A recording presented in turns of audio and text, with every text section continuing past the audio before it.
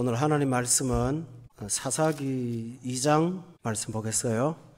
2장 말씀에 11절부터 23절까지 보겠습니다. 제가 읽고 여러분들 읽고 그렇게 하겠습니다. 이스라엘 자손이 여호와의 목전에 악을 행하며 바알들을 섬기며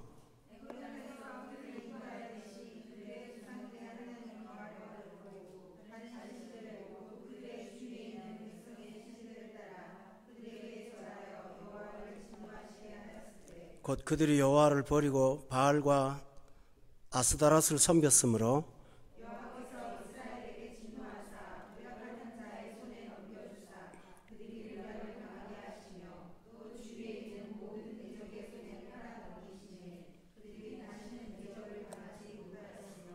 그들이 어디로 가든지 여호와의 손이 그들에게 재앙을 내리시니 곧 여호와께서 말씀하신 것과 같고 여호와께서 그들에게 맹세하신 것과 같아서 그들의 괴로움이 심하였더라.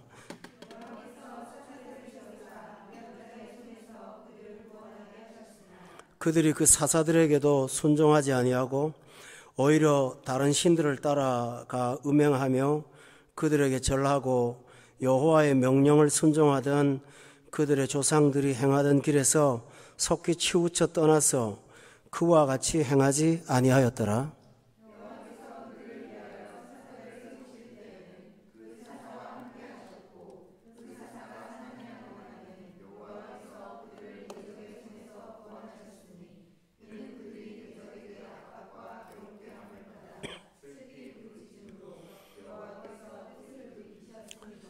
그 사사가 죽은 후에는 그들이 돌이켜 그들의 조상들보다 더욱 타락하여 다른 신들을 따라 섬기며 그들에게 절하고 그들의 행위와 패역한 길을 그치지 아니하였으므로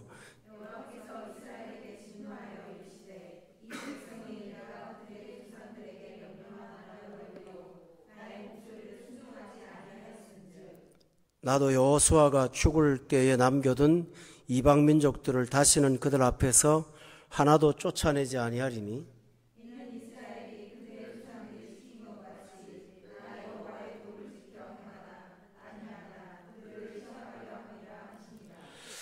(23절을) 다 함께 읽겠습니다. 여호와께서 그 이방 민족들을 머물러 두사 그들을 속히 쫓아내지 아니하였으며 여호수아의 손에 넘겨주지 아니하셨더라. 아멘.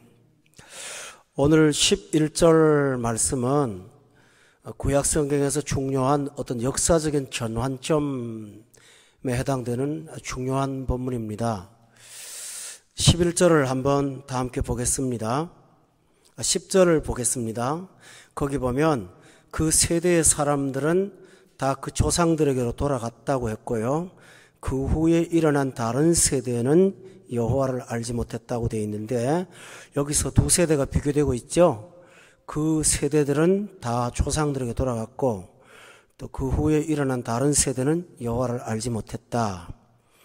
그 세대의 사람들은 그 조상들에게로 돌아갔다는 말은 단순하게 전부 다 사망했다 그런 뜻이 되겠지만 여기서 말하는 이스라엘의 조상들은 하나님께서 택하신 언약의 백성들을 지칭하는 용어입니다.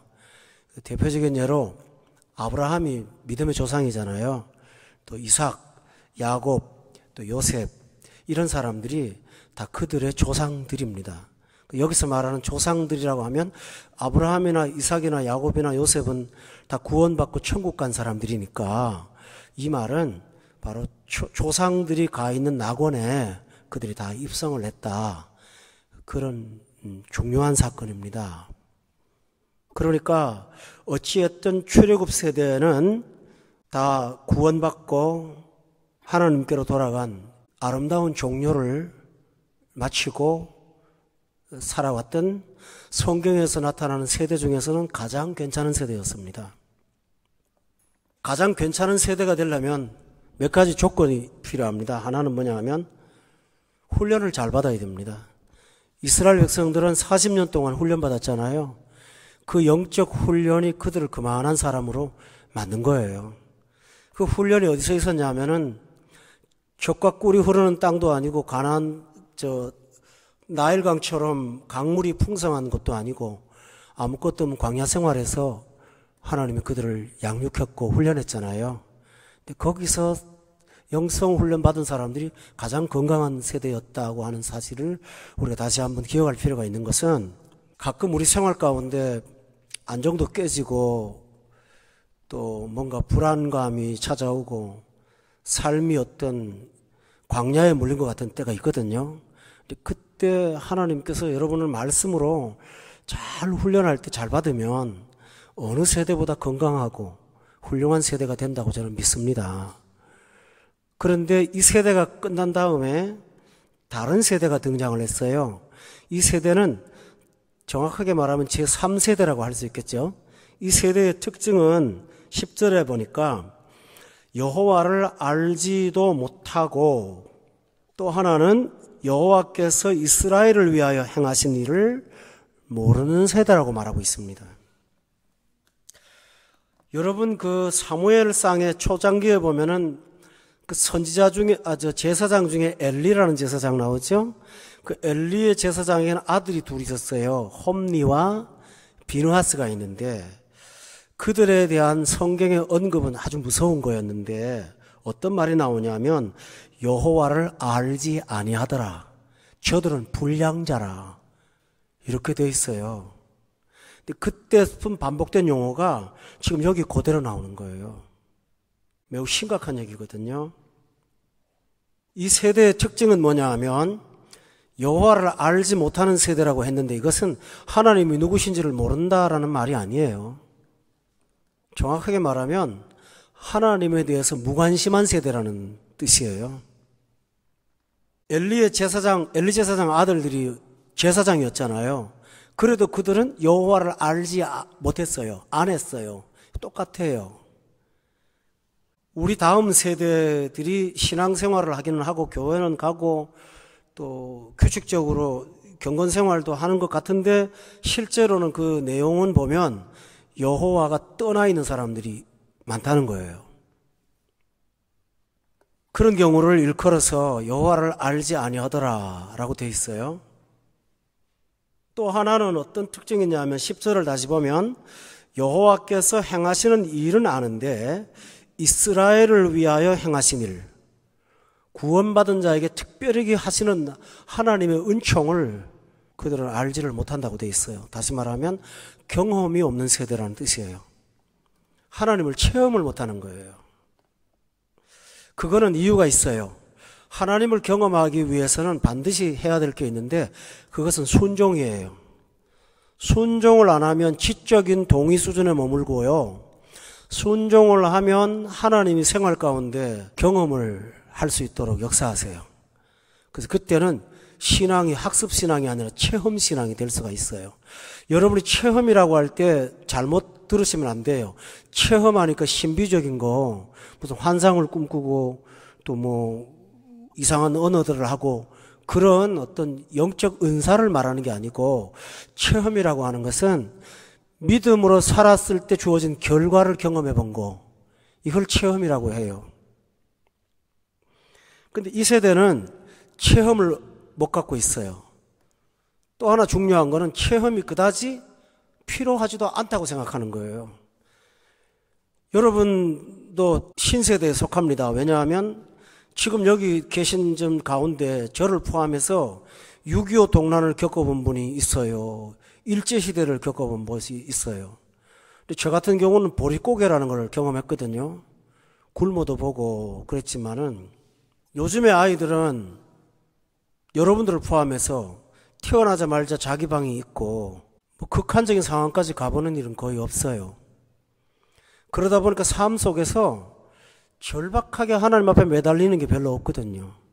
기껏 매달리는 거 봐야 연애하다가 좀 문제 생기면 울어 쌓고, 그래가지고 드라마에 보면은 배고파서 교회 가는 게 아니라 배신당해갖고 교회 가는 일이 많아요. 꼭 비 오는 날 갑디다 보니까 밤에. 근데 그때는 꼭 교회가 문이 열려 있더라고요. 아무도 없고 또. 그러다가 흐느끼다 보면 목사님이 살그머니 나오고, 그 목사님 잠도 안 자는지 몰라도. 하여간 그게 기독교에 대한 어떤 묘사예요. 직장 떨어져 갖고 안 되면 그때서야 하나님 한번 부르짖고, 근데 결혼을 하고 나면 쉽게 말하면 요즘 젊은 사람들 말로 내공이 없어요. 내공이 영적인 힘이 없으니까 다가오는 조그만 어려움도 못 견뎌갖고 친정도 괴롭히고 시집도 괴롭히고 막 힘들게 하는 경우가 굉장히 많거든요. 저는 사사기가 옛날 시대 얘기가 아니라 지금 시대 얘기라고 말씀드렸죠. 지금의 바로 새로운 신세대들, 신세대 기독교인들에 관한 얘기가 오늘 본문에 나오는 얘기입니다. 세상은 세대를 X세대, Y세대, 그 다음에 등등 이렇게 분류하잖아요. 그러나 하나님은 여호와를 아는 세대와 여호와를 모르는 세대로 분류하고 있습니다. 거기에는 두 가지 문제가 있습니다. 이 사람들이 이렇게 된 데는 첫 번째는 제사장들, 목회자들의 책임에 문제가 있습니다. 목회자들이 문제가 있습니다.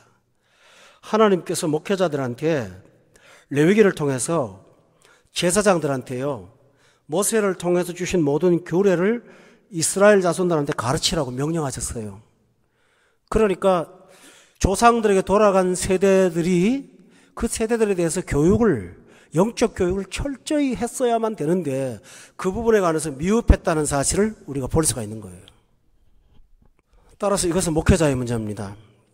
교회 목회자가 차세대에 대한 어떤 교육이나 영성에 관한 어떤 중요성을 간과해버리면 하나님 앞에 가서 그 책임을 아마 추궁받을 것입니다. 여러분 주일학교 선생님들도 계시고 또 여러분도 계시는데 여러분의 책임이 있습니다. 그것은 차세대에게 하나님을 계승시켜주는 거, 우리가 꼭 해야 될 일이라는 사실을 항상 기억하셔야 됩니다. 또 하나는 부모들의 문제입니다. 하나님은 부모들한테도 신앙교육을 가르치라고 했거든요. 잘못 생각하면 이렇게 생각할 수 있어요. 교회에서 말씀 공부 실컷 했는데 집에 와서 또 하라는 말인가? 제사장이 가르치는 교육은요, 학문적으로 학습 교육이고요, 성경을 가르치는 건데, 부모가 가르치는 교육은 성경을 가르치는 것을 다른 방식으로 가르치는 거예요. 신명기에 보면 이런 말이 있어요. 율법을 새겨서 네 손목에 메고 미간에 이마에 붙이고 문설주에 갖다 바르고, 그게 무슨 말인지 압니까? 유대인들은 착각해갖고 진짜로 달고 다녔어요. 지금도 달고 다녀요. 여기도 금박지로. 그게 아니고요, 네가 손이 하는 행동을, 부모가 손이 하는 행동을 보면서 아이들이 하나님 말씀을 떠올리게 하라는 거예요. 그러니까 제사장의 교육은 말씀 교육이라면 부모의 교육은 모범 교육이라는 거예요. 미간에 붙이라는 말이 뭔지 압니까? 인상 찌푸리면 미간이 안 좋잖아요. 그러니까 미간에다 붙이라는 말은 너의 이마나 얼굴을 볼 때 하나님 모습 보여야 된다, 그런 뜻이에요. 부모는 그렇게 교육해야 된다 가르쳐줬어요. 손목에 메고 미간에 붙이고, 그 다음에 너의 문설주에다 갖다 붙이라고 하는 말은 뭘까요? 다른 집하고 달라서 우리 집은 경건한 집이라는 것을 아이들이 의식하도록, 그게 바로 부모가 할 일입니다. 제사장은 말씀의 원리를 가르치고 부모는 모범 교육을 통해서 차세들을 교육해야 했던 것입니다. 이 교육이 얼마나 중요한지 여러분 기억하시죠? 여호수아가 요단강을 건넌 다음에 돌을 12개를 세워요. 그러면서 이걸 왜 세우냐고 물었더니 여호수아가 하는 말이, 훗날에 너희 후손들이 이게 뭐냐고 묻게 될 거든 하나님께서 이런 일을 행하셨다고 가르쳐 주어라. 꼭 기억시켜라. 그것 때문에 돌을 세운 거예요. 어떤 신전을 만들어갖고 음흉하게 그걸 숭배하라고 한 게 아니고 기억할 것으로 해놓은 거라고요. 얼마 전에 어떤 집사님의 그 간증을 하나 읽었는데요. 그 집엔 달력이 특이한 달력이 있대요. 우리가 보통 신년도에 달력을 하나 받으면 3.1절, 국군의 날 해갖고 빨간 거 다 있잖아요, 달력에. 근데 그 집은 신년도에 달력을 딱 받으면요, 자녀들 방에다가 걸어놓는 달력에 빨간 거, 파란 거, 색깔을 다 구분해놓고 거기다 잘 써놓는 게 있답니다. 엄마, 아빠 은혜 받은 날, 우리 가정 도와주신 날, 너희들 합격하기 위해서 내가 금식기도 했던 날, 그거 다 해가지고 인생의 기념으로 해서 달력을 준 거예요. 그러니 아이들 방에서 그 달력을 보면 하나님 달력이 보이는 거잖아요. 그러면 우리 가정에 주신 은혜들을 기억하는 메모리얼 데이가 있는 거예요. 은혜의 날들이. 3.1절이 중요한 게 아니라 내가 대학 갈 때 엄마가 그 밤에 그렇게 기도했던 그 날이 여기 있었어 하고 보여주는 거예요. 참 저는 그분이 참 지혜로운 엄마라는 것을 깨닫고, 나도 못 해본 일인데 평신도들이 가끔은 이렇게 귀한 걸 가르쳐 줄 때가 있거든요. 여러분도 집에 가서 한번 실천해 보세요. 달력에다가 빨간 줄 긋고 파란 줄 긋고 한번 해보세요. 그거 필요한 것 같아요. 이렇게 하나님은 기억을 되살리고 하나님의 은혜에 대한 것들을 잊지 않도록 하시기 위해서 그렇게 만들어 놓으셨다는 사실을 믿으십니까? 여러분의 예배 자세는 차세대 여러분 자녀들에게 그대로 답습될 겁니다. 여러분의 하나님 앞에 드리는 헌신의 삶은 자녀도 똑같을 것입니다. 여러분이 받은 복만큼 그들도 받을 것입니다.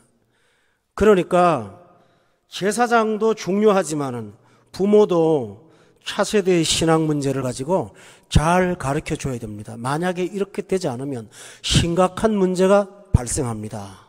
첫째로는 뭐냐면요, 아빠 엄마가 우리 가정에 어떤 것보다 타협할 수 없는 절대 기준을 하나님으로 세워놓지 않을 때는 아이들이 인생이 자라면서 방황하기 시작합니다. 살아가면서 뭐가 절대 표준인지를 모르니까 아이들이 혼란 속에 빠져요. 이게 사사기의 특징이거든요. 사사기 17장 6절 다 같이 한번 찾으세요. 제가 읽어드릴게요. 그때는 다 같이 읽어볼까요? 시작. 왕이 없었으므로 사람마다 자기 소견에 옳은 대로 행하였더라. 여기서 왕이 없다는 말은 하나님을 왕으로 인정하지 않으므로, 그러고 나니까 각각 자기가 옳다고 생각하는 바를 주장하더라, 그런 얘기입니다. 자녀를 키워보시면서 가장 힘들 때가 언제인지 압니까? 엄마 아빠가 틀렸어, 내 주장이 옳아. 그 아이의 주장이 지혜롭다면 좋겠는데요, 하나님 중심이라면 좋겠는데요, 자기가 갖고 있는 가치관이나 세상의 학생들이나 친구들로부터 들은 바가 하나님보다 더 중요한 각각 자기 소견에 옳은 대로 행하는, 그래서 가정이 분열돼 버리고 가치관이 하나가 안 되는 이런 상황 속에서 여러분은 나중에 지쳐가기 시작하면서 될 대로 되라, 내 힘으로 못하겠다, 내 손에서 떠나게 되는 이런 아픔을 겪게 되는 것입니다. 공감되십니까, 여러분들이요? 그렇게 살기를 원하세요? 거기다가 며느리 받고 사위 받았는데 또 다릅니다. 어느 장단에 춤을 출래요, 여러분? 그때 여러분이 경건한 그리스도인으로 혼자 외롭다면 너무나 외로울 거예요. 각각 소견에 옳은 대로 행한 그 결과가 뭔지 압니까? 그들은 그 결과를 목도하게 될 것입니다. 부모가 돼서 그 불행을 스스로 감당해야 되는 그 아픔을 겪는다 생각하면 그게 얼마나 힘들고 어려운 걸까요? 따라서 성도 여러분, 저도 자녀를 키우는 부모입니다만 자녀들이 아직도 어떤 고착화된 고정관념이 생기기 전에 여러분의 자녀들에게 하나님을 가르쳐 주십시오. 그리고 하나님을 경험시켜 주시기를 주의 이름으로 축원합니다. 여러분이 신앙을 제대로 물려주지 못하면 이것처럼 중대한 비극은 없을 것입니다. 따라서 아이가 보는 앞에서 엄마 아빠가 어떤 삶의 편리를 위해서 주의를 빠진다거나 여러분이 하나님을 소홀히 하는 것을 아이는 몰래카메라처럼 찍어두고 있을 것입니다. 여러분의 자녀를 정말 사랑하신다면 그들을 홈리와 비나스가 되지 말게 하시고 사무엘이 되도록 키워가는데 여러분의 강조점을 가지고 살아가기를 바랍니다. 이게 그렇게 중요한 것입니다. 저 여러분 한번 생각해 봅시다. 여러분의 부모님들이 경건한 사람이었다면 지금 여러분들이 신앙 문제로 이렇게 고통을 받을까요? 되물어 보세요, 여러분한테. 나이가 40, 50 다 돼가지고요, 인재 신앙생활을 하려고 해서 고정관념하고 싸워야 되고 쉽게 다가가지 못하는 내 마음, 복잡한 내 마음 때문에 늘 갈등 속에 사는 이 신앙생활로 계속 반복될까요? 여러분이 어릴 때부터 철칙으로 하나님만 믿었던 부모와 살았다면 지금 여러분은 많이 달라졌을걸요. 근데 또 그 세대를 물려주기를 원하십니까? 만약에 여러분이 불신앙을 방치한다면, 물려준다면 2장으로 돌아가서 보겠습니다. 몇 가지 문제들이 생기는데 몇 가지의 심대한 문제가 생깁니다. 11절에 보면 창세기부터 사사기까지 한 번도 없었던 용어가 나옵니다. 이스라엘 자손이 여호와의 목전에 악을 행했다고 돼 있어요. 뻔뻔스럽다는 거예요. 아담과 하와는 적어도 숨을 줄 알았어요. 그러나 그들은 하나님 앞에 대놓고 부끄러움도 없고 두려움도 하나도 없어요. 목전에 악을 행하는 뻔뻔스러운 삶을 살기 시작했다고 되어 있습니다. 여러분, 여기서 뭘 느낍니까? 그들은 하나님을 두려워하지 않는 것입니다. 서울에 소망교회라고 있지 않습니까? 거기에 우리나라에 이름도 잊어먹었는데 남자가 여자 된 사람 하나 있어요. 가수. 근데 누군지 모르겠어요. 알 것도 없고. 그 교회 신자라고 자랑하면서 다녔거든요. 그 모습을 갖고 살면서 교회 가서 예배드리는 걸 자랑한다면 그건 여호와의 목전에 악을 행하는 거예요. 부끄러워할 줄 알아야 되잖아요, 그죠? 여호와의 목전에 악을 행하는 거예요.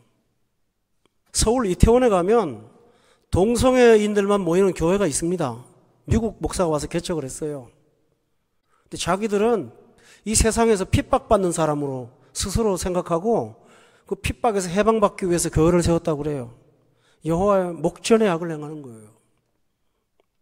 오늘날 우리 사회에서 여호와의 목전에서 너무 뻔뻔스럽게 악을 행하는 일들을 우리는 너무나 많이 보고 있어요. 듣고 있고요. 여러분의 자녀들이 이렇게 되기를 원하지는 않으시겠죠? 우리 한번 따라합시다. 하나님, 내 사랑하는 자녀가 하나님을 두려워하게 하옵소서. 여러분의 기도가 되기를 바랍니다. 하나님을 두려워하지 않으면 그 다음 따라오는 게 있어요. 12절과 13절에 보세요. 거기 보면 다 읽지 않고요. 중간에 것만 읽을게요. 애굽 땅에서 그들을 인도하여 내신 구원자, 그들의 조상들의 하나님 여호와를 그 다음에 뭐라 그랬나요? 버려요. 처음에는 목전에 악을 행하지만 악은 증폭돼서 버려요. 누구를요? 하나님을 버려요.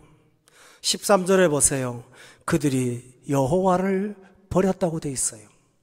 여러분 에레미야 선지자 아시죠? 에레미야 선지자가 죄를 지적하면서 너희가 영원히 마실 수 있는 생수를 버리고 저장하지 못할 웅덩이를 파서 바꿨다고 돼 있어요. 그것이 너희의 악이라고 성경은 말하고 있어요. 여러분의 자녀들이 올바른 신앙생활로 하나님을 두려워하지 않으면 그들은 마침내 하나님을 마음으로부터 버립니다. 정확하게 말하면 하나님이 버림받습니까? 아니요. 그들이 하나님 앞에 버림당하는 거예요. 그걸 모르는 거예요. 자기가 버린 게 아니라 버림받는 거예요. 그 다음 단계가 있습니다. 20절에 보세요. 다 같이 읽어보겠습니다. 20절 시작.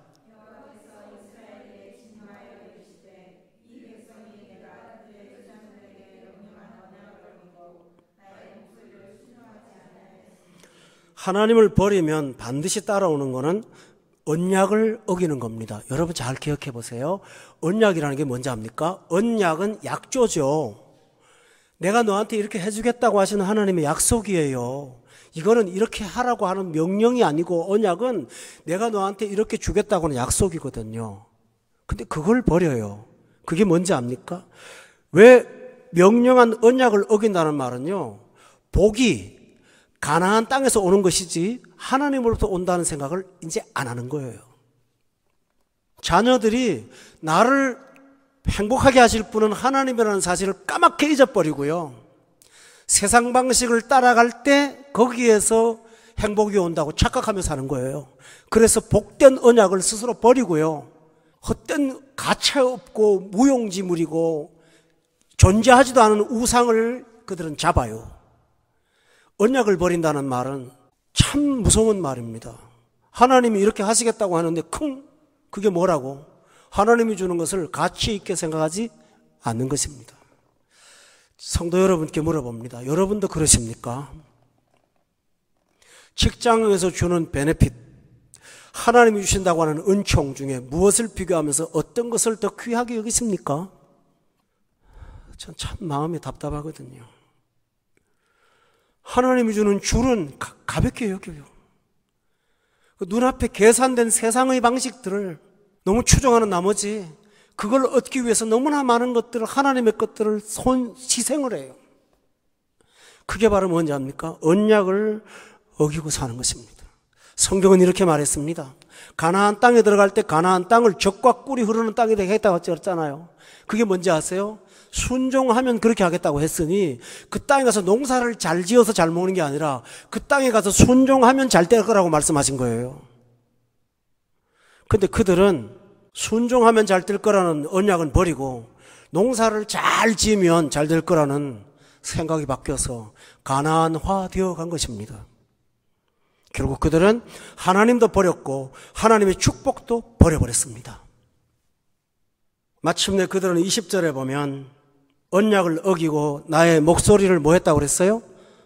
순종하지 아니한 것입니다. 그런데 그렇다고 해서 자유인으로 삽니까? 그렇지 않아요. 본문 11절에 한번 볼래요? 이스라엘 자손이 여호와의 목전에 악을 행하여 그 다음에 뭐라고 그랬나요? 바알을 섬기는 거예요. 성도 여러분, 하나님을 안 따라가면요, 우리 젊은 세대들이 어떤 이성 때문에 죽내 사내합니다. 신앙생활 경건하게 잘하는 자매라면 뭐 어떤 남자 여자 사귀어갖고 뭐 대단히 좋아서 뭐 그렇게 하지만 그 헤어진다고 해가지고 그거 가지고 뭐 음독하고 뭐 별짓하고 그런 거 안 합니다. 그죠? 그런데 하나님을 버린 사람은 시대마다 달라요. 어릴 때는 과자가 최고고요. 이성을 눈 뜨면요, 엄마 아버지가 아니라 이성이 최고예요. 그 사람의 얼굴 표정에 따라서 나도 마음이 기뻤다 좋았다. 그 사람이 행복하면 나도 행복하고, 여러분도 경험해 보신 것 같은데요. 아니신가? 감정에 안정이 없어요. 예배 시간에 한 시간 내내 앉아가지고도 오늘 무슨 넥타이를 사줄까 그것만 생각하고 앉았어요. 오늘 좀 이따가 예배 마치고 만나야 되는데 그런 생각을 하는 거예요. 그게 바알이에요. 그게 바알이에요. 허상인데요. 그게 다 바알이에요. 제가 연애하는 건 나쁘다고 말하는 게 아닌 거 아시죠? 그걸 절대화시키는 걸 제가 말하는 거예요. 학교 하나 떨어지면 인생 다 죽은 것처럼 난리가 나는 거예요. 내가 원했던 학교 못 가면 평생 그냥 부모 원망하고 힘들어하고 그러는 거예요. 거기에 모든 게 다 걸려있는 것처럼. 그러나 예수를 잘 믿는 사람은 하나님의 은혜를 믿죠? 어디로 가든지 형통한 걸 믿어요? 떨어져도 될 것이고, 원하지 않는 곳에 가더라도 하나님의 보내심 있다고. 신앙생활 잘하는 자면은요, 내가 원하는 데를 못 갔더라도 원하지 않는 같지만 하나님이 나를 이곳으로 인도하셨다, 그렇게 믿고 끝내버려요. 맞습니까? 그리고 정말 잘해요. 그러나 그런 사람이 아닌 사람들은 하나님을 의식하지 않으면 자기가 가야 되는데 못 갔거든요. 그러니까 난리가 나는 거예요. 여러분 부모로서 그런 아픔들을 그때마다 어떻게 다 감당하실래요, 여러분들이요? 드라마 같은 데 보면 이런 거 있잖아요. 어떤 핸섬한 남자하고 결혼을 해야 되는데 부모가 반대했다, 그거예요. 그것 때문에 평생 원망을 갖고 사는 자식들을 봅니다, 제가. 근데 믿음 좋은 자녀는 그러지 않아요. 부모를 통해서 하나님 역사하시는가 보구나 하고 힘들지만 그걸 이해하고 넘어가요. 그러나 바알을 섬기기 시작하면 그들은 바알이 최고인 거예요. 또 하나 보십시오. 오늘 저녁에 말씀이 여러분에게 그냥 지나치는 말씀이 안 되기를 바랍니다. 너무나 소중한 부분이라서요. 13절을 보세요. 곧 그들이 여호와를 버리고요, 그 다음에 보세요. 바알과 아스다롯을 섬겼으므로 라고 돼 있어요. 또 보세요. 여기 보면 17절에 그들이 그 사사들에게도 순종하지 아니하고 오히려 다른 신들을 따라갔다고 돼 있죠. 복수를 말하고 있죠. 제가 세 가지를 강조하는 이유가 있습니다. 처음에 여러분 주목해 보세요. 처음에는 바알이었죠. 근데 두 번째는 바알과 아스다롯이죠. 그 다음에는 그 백성들의 신들을 쫓아갔다고 그랬죠. 그게 뭘까요? 어릴 때는 제가 조금 전에 말씀한 걸 계속 연이어하죠. 미혼 때는 이성이 온갖 최고 바알인 거예요. 그러나 결혼 억지로 시켜놓으면 그때는 바알 플러스 돈인 거예요. 근데 이것도 저것도 다 안 됐다 싶으면 그때는 허망해갖고요. 각종 신들을 다 잡아들이는 거예요. 그때부터는 막 어떤 사람은 취미에 빠져 살고요. 어떤 사람은 그냥 쇼핑에 빠져 살고요. 막 그때부터는 이상한 사람이 돼가는 거예요. 아, 젊을 때는 이성 때문에 난리를 치고 조금 지나서는 집 산다고. 아, 나는 왜 30평 아파트가 없어? 이 난리를 치다가 이제는 하는 말이 밖에 나가서 나도 인생을 즐겨야 되는데 다른 집은 놀러 가는데 우리는 이게 뭐야? 해가면서 자꾸 신들을 늘리는 거예요. 공감되십니까? 결국 뭡니까? 내가 원하는 바가 뭔지를 모르고 살아요. 내가 도대체 무엇을 원하는지를 모르면서 원하고 있다고요. 이게 세상 사람의 특징입니다, 여러분. 하나님을 공간에 채우지 않으면 인간은 절대 만족하지 못하기 때문에 끝없이 만족을 찾아 헤맵니다.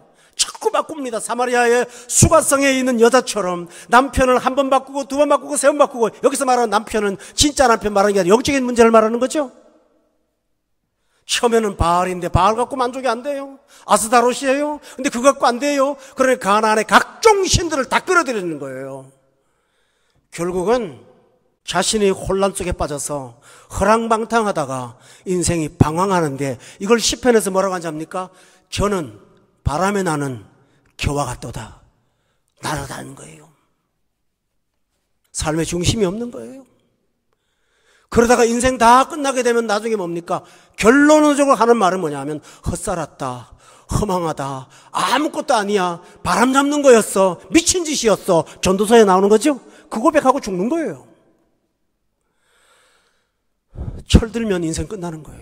여러분, 결혼할 때는 남편이 굉장히 바알이었어요. 그러나 와보니까 그게 아닌 거예요. 도대체 내 마음을 어디가 잡아야 됩니까? 직장생활도 마찬가지예요. 자녀가 클 때는 상당히 기쁘고 좋지만 점점 커져갈수록 내가 통제할 수 없는 한계가 있다는 것을 깨닫습니다. 나는 도대체 누구야? 나는 누구야? 요새 뭐 세상 말로 위기의 주부 뭐 그러지 않습니까?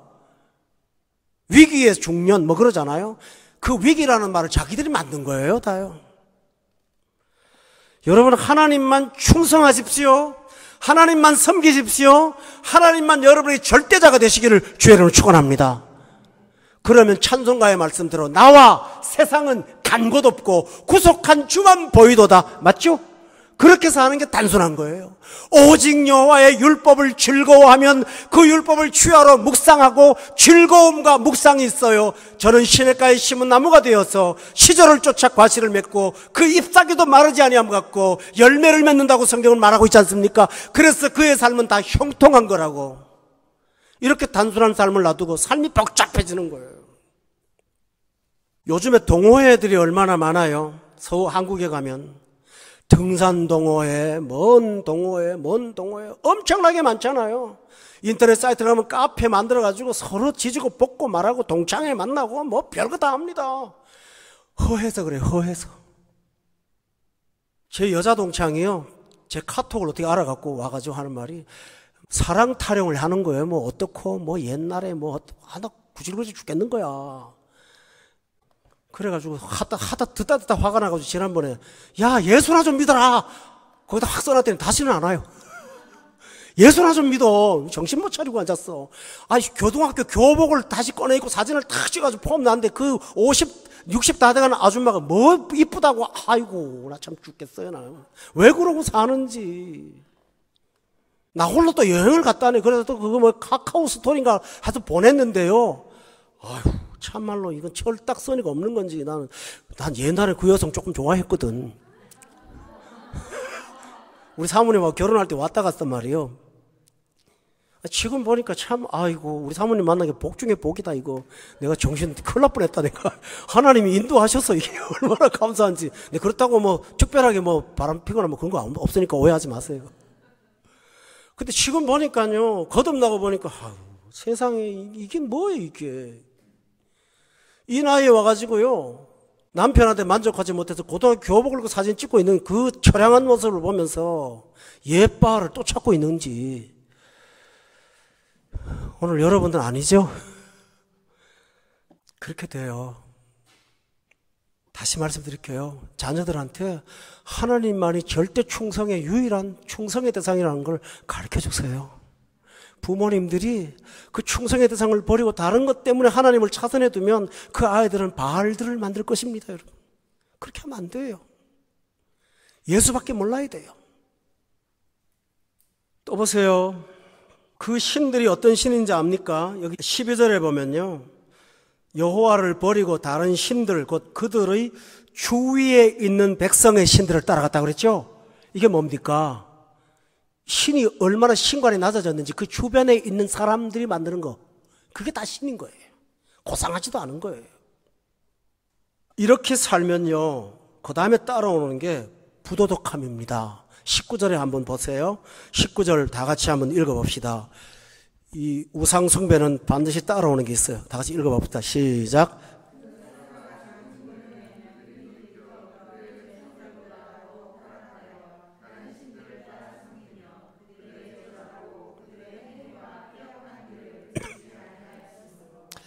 여기서 우상 숭배는 뭘 따라갑니까? 행위와 패역한 길을 만든다고 그랬죠? 결국은 부도덕한 삶이 따라오게 되어 있는 것입니다. 그런데 얼마나 부패가 빠른지요. 17절에 한번 보세요. 거기 보면 하반절에 속히 치우쳐 떠나가 돼 있죠? 얼마나 빠른, 세상으로 가는 건 너무너무 빠른 거예요. 속히 치우쳐 떠나는 거예요. 19절에 보세요. 거기 보면 더욱 타락한 거예요. 자신들도 이 부패의 속도를 과속이 붙어갖고 브레이크 장치가 없는 거예요. 무슨 말인지 아시겠죠? 자기 속에 욕망을 제어할 수 있는 제어 장치가 사라져버린 거예요. 그 결과로 첫 번째는 결과를 보겠습니다, 여러분. 죄는 결과가 있어요. 14절 보세요. 14절에 다 같이 한번 읽읍시다. 14절 시작.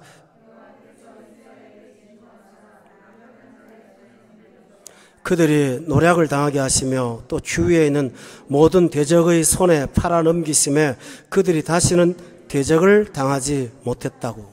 첫 번째로 죄의 결과는 하나님의 진노입니다. 하나님이 그들에게 진노합니다. 그래서 14절 보세요. 노략을 당하게 했어요. 가나안을 정복하러 간 사람들이 이제는 정복을 당하는 신세로 전락하고 말았다고 했어요. 하나님이 대적의 손에 팔아넘겨서 그들이 다시는 대적을 당하지 못하는 약자가 되고 말았다고 성경은 말하고 있어요. 여러분 기억하십시다. 이들은 하나님의 은혜와 세상을 놓고 은혜를 버리고 세상을 택했잖아요. 그러자 세상이 그들을 점령하기 시작한 것입니다. 근데 또 하나는 문제는 뭐냐면요. 16절부터 20절에 보면 아무리 어려워도 하나님은 언제나 구원하십니다.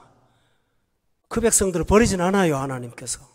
그래서 16절에 보면 여호와께서 하시는 구원이 뭐죠? 그 어려운 중에도 누구를 세워요? 사사를 세워서 노략자의 손에서 그들을 뭐 한다고요? 구원하셨다고요. 하나님의 구원은 있어요. 그런데 문제가 뭐냐 하면 구원을 해줬는데도 불구하고 17절에 그들이 그 사사들에게도 순종 안 하는 거예요. 오히려 다른 신들을 구원해 줄수록 따라가서 음행하고 절하고 그러고 사는 거예요. 그래도 하나님은 그들을 불쌍히 여겨서 18절에 여호와께서 그들을 위하여 사사들을 세우실 때에는 그 사사와 함께 하셨고 그 사사가 사는 날 동안만은 여호와께서 그들을 대적의 손에서 구원을 했다고 분명히 되어 있죠. 오늘날도 똑같아요. 교회가 해야 되는 일이 바로 사사의 역할이거든요. 이 패역한 세대에 그래도 성도들을 보호하시는 방식은 하나님께서 거룩한 공교회를 세우시고 거룩한 목회자들을 붙잡아 놓으시고 사사의 역할을 하게 하시고 하나님 말씀을 전하게 하고 경건하게 살도록 독려하면서 부패를 방지하시는 겁니다. 그가 활동하는 동안에 하나님은 항상 구원의 손길을 거두지 않고 그래도 보호하신다고 성경은 말하고 있어요. 여기서 우리는 꼭 기억해야 될 게 있습니다. 저도 기억해야 되죠. 제가 합당한 사사와 같이, 여러분도 똑같잖아요.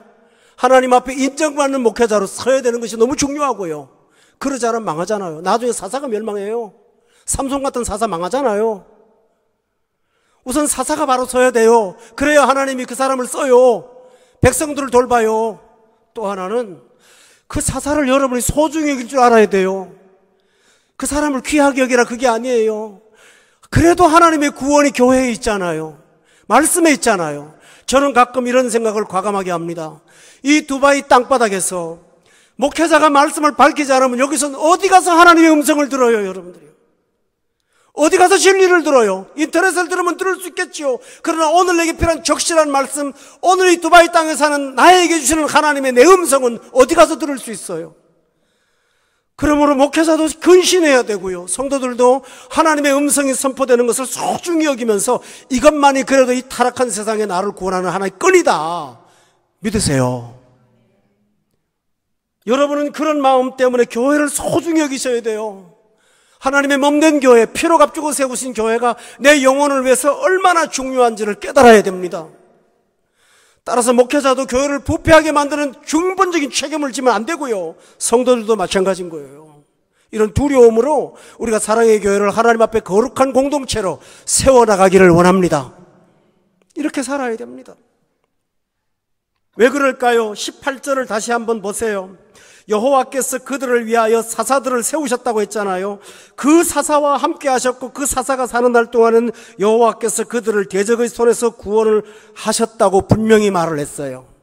왠지 압니까? 사사가 세웠던데 왜 그럴까요? 이는 그들이 대적의 압박과 괴롭게 함을 받아 슬피 뭐 했다고 그랬어요? 적어도 사사가 죄를 책망하기 때문에 회개의 영이 조금은 살아있는 거예요. 그래서 그 영향으로 여호와께서 뜻을 돌이켰는데요. 문제는 뭐냐 하면 경건한 사사가 죽으면 19절에 다 같이 한번 읽어보세요. 시작.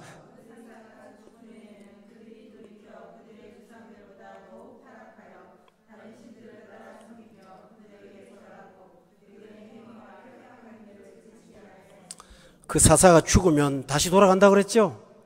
그러니까 여러분 모두가 다, 저도 똑같습니다만 여러분 모두가 살아있는 사사들이 되셔야 돼요. 그래야만 이 고통스러운 세상에서 하나님의 심판을 유보하고 그래도 은혜로 살 수가 있다는 사실을 꼭 기억하세요. 그러나 하나님은 이들의 불완전함을 알기 때문에 하나님은 사사만이 아니라 또 하나의 안전장치를 해놓습니다. 그게 뭔지 아세요? 21절에 나도 여호수아가 죽을 때에 남겨둔 이방 민족들을 다시는 그들 앞에서 하나도 뭐 한다고 그랬나요? 쫓아내지 않아요. 22절 다 같이 읽어봐요. 시작.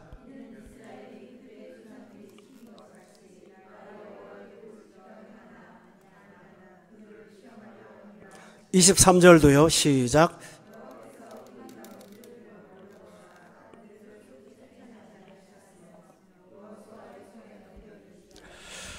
이게 하나님이 보시는 안전장치입니다. 어떤 건지 압니까?